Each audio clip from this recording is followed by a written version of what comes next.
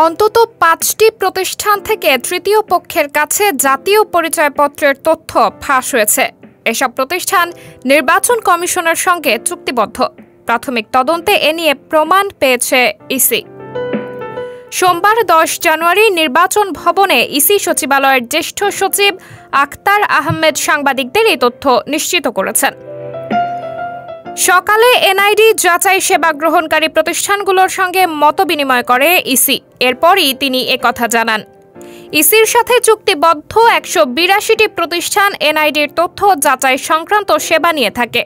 এর মধ্যে স্বাস্থ্য অধিদপ্তর, ইউসিবি ব্যাংকের উপায়, চট্টগ্রাম বন্দর কর্তৃপক্ষ, মহিলা বিষয়ক অধিদপ্তর ও অর্থ মন্ত্রণালয়ের আইবাস এনআইডির তথ্য ফাঁস করেছে বলে ইসি সূত্র জানায়। কিভাবে প্রতিষ্ঠানগুলো থেকে তথ্য ফাঁস হয়েছে তা জানতে চাওয়া হয়েছে বলে উল্লেখ করেন ইসি সচিব। বলেন, তথ্য ফাঁস বা পাচারের বিষয়গুলো কারিগরি, এগুলো আরও যাচাই বাছাই করা হবে। তা ইচ্ছাকৃতভাবে হয়েছে নাকি অসাবধানতাবশত হয়েছে সেটা খতিয়ে দেখা হচ্ছে। সাবরিনা জলিল, সবার কথা।